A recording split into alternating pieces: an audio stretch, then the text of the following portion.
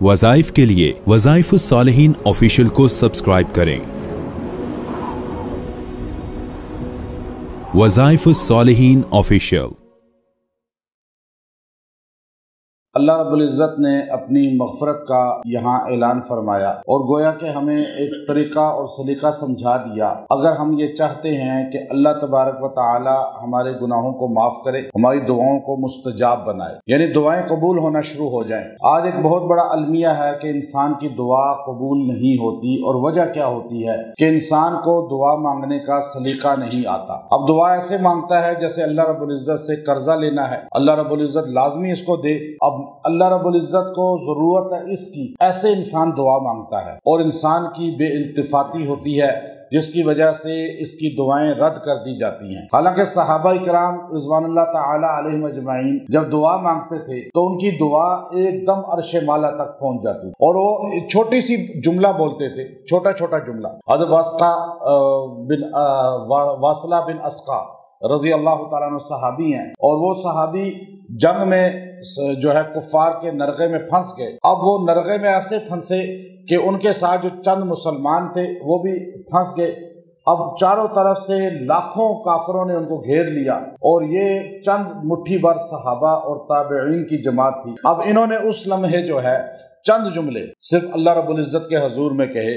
لیکن چونکہ صحابہ کرام رضوان اللہ تعالی علیہم اجمعین اور امت کے باقی جتنے بھی لوگ ہیں ان کے درمیان فرق یہ ہے کہ صحابہ کرام کا چھوٹا سا جو عمل ہوتا تھا، اب صحابہ نے کبھی لمبے لمبے وظیفے نہیں کیے، لمبے لمبے مراقبے نہیں کیے، کبھی جو ہے انہوں نے چلہ کشی نہیں کی، کبھی انہوں نے جو ہے بہت زیادہ وقت جو ہے بیٹھ کے، جیسے ہمارے ہاں اتنا بیٹھا اور بیٹھ کے لمبے لمبے وظیفے پڑھ رہے ہیں اور پھر بھی دعا قبول نہیں ہو رہی۔ اب وہاں صحابہ کرام جو ہے کیا کرتے تھے کہ چھوٹا سا عمل کرتے تھے، لیکن چونکہ نسبت رسول اتنی مضبوط تھی ان کی، اصل چیز نسبت ہوتی ہے رسول صلی اللہ علیہ وسلم کی،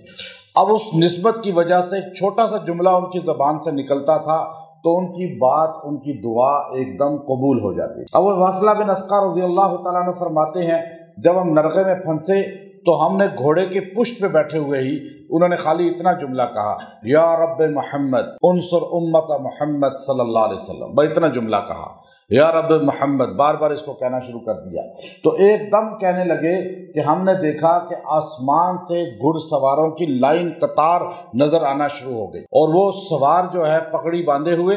نیزے ان کے ہاتھوں میں تھے، اور یہ جملہ کہہ رہے تھے، اے محمد صلی اللہ علیہ وسلم کی امت، محمد کے رب صلی اللہ علیہ وسلم نے، محمد کے رب نے آپ کی مدد کے لیے ہمیں بھیج دیا۔ اب ایک دم جو ہے فرشتوں کی جماعت نظر آنا شروع ہو گئی، اور ایک دم اللہ کی مدد نظر آ گئی۔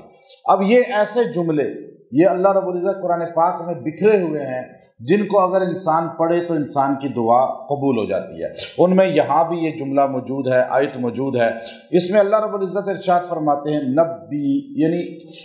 یہ خبر دے دیں، اطلاع دے دیں، یہ بات پہنچا دیں۔ اب حضور علیہ الصلوۃ والسلام بنو شیبہ، باب بنو شیبہ ہے آج بھی صفا اور مروہ کے درمیان، اور یہ شیبہ خاندان جو تھا چابی بردار کعبۃ اللہ، ان کا وہاں گھر ہوتا تھا، تو آج بھی اس گھر والی جگہ کو بنو شیبہ کا دروازہ بنا دیا گیا، جو مروہ سے پہلے آپ کو رائٹ ہینڈ پہ لکھا ہوا نظر آ جائے گا۔ اب وہ باب بنو شیبہ سے آپ صلی اللہ علیہ وسلم داخل ہوئے اور بیت اللہ شریف میں گئے، اس طرح تو دیکھا صحابہ کرام جو ہے وہ بیٹھے ہوئے ہیں، لیکن کچھ صحابہ مسکرا رہے ہیں، کوئی بات کی ایسی ہوگی جس پہ وہ ان کی مسکرانے کی آواز تھوڑی سی زیادہ ہو گئی، تو آپ صلی اللہ علیہ وسلم نے جا کر ان کو تھوڑا سا سختی کی اور کہا کہ دیکھو خوف اور امید کے درمیان رہو۔ یہ جملہ کہہ کر آپ آگے چل گئے اور آپ حتیم کے پاس پہنچے تو ایک دم اللہ نے ان آیات کا نزول کر دیا، اور آپ علیہ الصلوۃ والسلام حتیم ہی سے واپسی پلٹے اور صحابہ کے پاس آئے اور کہا کہ اللہ نے تمہاری خاطر جو ہے یہ حکم نازل فرمایا ہے کہ مومن کو خوف اور امید کے درمیان رہنا چاہیے، اور اللہ نے پہلا جملہ یہ ارشاد فرمایا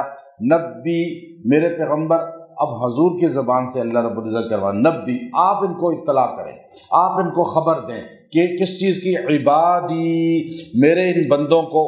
آپ ان کو اطلاع کر دیں، انی انا الغفور الرحیم، انی، میرے بارے میں میرے بندوں کو آپ بتا دیں کہ میں کون ہوں۔ اللہ جابر ہے، قہار ہے،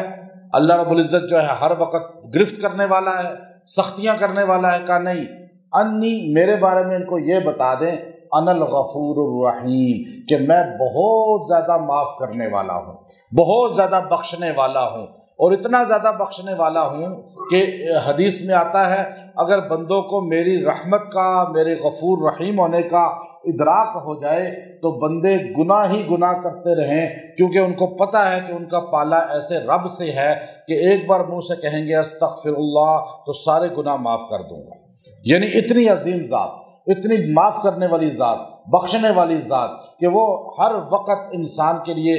تیار رہتی ہے۔ حدیث میں آتا ہے جب بندہ توبہ کرتا ہے تو آسمان دنیا پہ چراغاں کر دی جاتی ہے، روشنیاں کر دی جاتی ہیں، ایسے سما ہوتا ہے جیسے شادی میں آپ کے ہاں ہوتا ہے۔ اللہ رب العزت فرشتوں سے کہتے ہیں کہ آج جو ہے ہر چراغاں کر دو، ہر طرف جو ہے روشنیاں کر دو کہ آج میرے بندے نے میرے ساتھ صلح کر لی۔ اب دیکھیے ایسا غفور رحیم ذات، اور کہہ رہا ہے کہ میرے بندوں کو اے میرے نبی آپ بتائیں کہ میں اتنا بخشنے والا ہوں کہ میری بخشش کے کوئی حد نہیں ہے۔ لیکن ایک چیز اور بھی ذہن میں رکھ لیں، اگلا جملہ اللہ نے فرمایا وہ کہ وَأَنَّ عَذَابِي، اور بے شک میرا عذاب هو العذاب العلیم، وہ عذاب بھی تو بڑا دردناک ہے۔ یعنی اب فرمایا کہ اب حدیث میں ہے جیسا کہ پہلے فرمایا کہ اگر میرے بندوں کو میرے غفور رحیم ہونے کا پتہ چل جائے تو یہ گناہ ہی گناہ کرتے رہیں اور ان کو پتہ ہو کہ ان کا رب ان کو معاف کر دے گا۔ لیکن دوسری جگہ فرمایا اگر ان کو میرے عذاب کا ادراک ہو جائے تو یہ ایک لمحے کے لیے خطا نہ کریں، کیونکہ میرا عذاب بہت دردناک ہے، بہت سخت ہے۔ اب یہاں اللہ نے وَأَنَّ عَذَابِي، اور بے شک میرا عذاب، هو العذاب، وہ عذاب کو رحمت سے الگ کیا، غفور رحیم ہونے سے الگ ذکر کیا، تاکہ پتہ چل جائے کہ خلط ملط نہیں ہے کہ اللہ تعالیٰ پکڑتا بھی ہے اور اللہ تعالیٰ بخش بھی دیتا ہے۔ یعنی بخشنے کی صفت جو ہے وہ عذاب پہ حاوی ہے، اور اللہ کی یہ صفت اتنی مضبوط ہے، اتنی وسیع ہے کہ اللہ رب العزت جو ہے دنیا کے اندر ہر بندے کو بار بار موقع دیتے ہیں کہ وہ بندہ رجوع کرے، توبہ کرے، اللہ کی طرف جڑ جائے، مڑ جائے۔ کبھی سال میں کتنے مہینے، کتنے دن، کیسے لمحے آتے ہیں کہ انسان کو اللہ توبہ کی توفیق دیتے ہیں، لیکن پھر بھی وہ توبہ نہ کرے، پھر تو وہ بدبخت انسان ہے۔ تو اب یہاں دیکھیے کہ جب بھی آپ دعا کریں، دعا کرنے سے پہلے آپ اس جملے کو 11 مرتبہ پڑھ لیں۔ یہ آیت نمبر جو 49 ہے اور سورہ حجر کی ہے کہ اللہ رب العزت نے جس میں فرمایا، اس آیت کریمہ کو نبی عبادی انی انا الغفور الرحیم، جب اس کو 11 بار پڑھ کے انسان دعا کرے، پہلے ہاتھ نیچے کر کے 11 بار پڑھ لیں، اس کے بعد آپ دعا کریں، اللہ آپ کی دعا کو بھی قبول فرمائے گا اور گناہوں کو بھی بخش دے گا، چونکہ دعا جو رد ہوتی ہے وہ انسان کے بدعملیوں کی وجہ سے ہوتی ہے۔ جب انسان ایک اللہ کی ذات کو اس کی رحمت اور غفور رحیم صفت کے ذریعے یاد کرتا ہے تو اللہ تبارک و تعالی جو ہے اس کے گناہوں کو معاف فرما دیتے ہیں۔ وآخر دعوانا الحمد للہ رب العالمین۔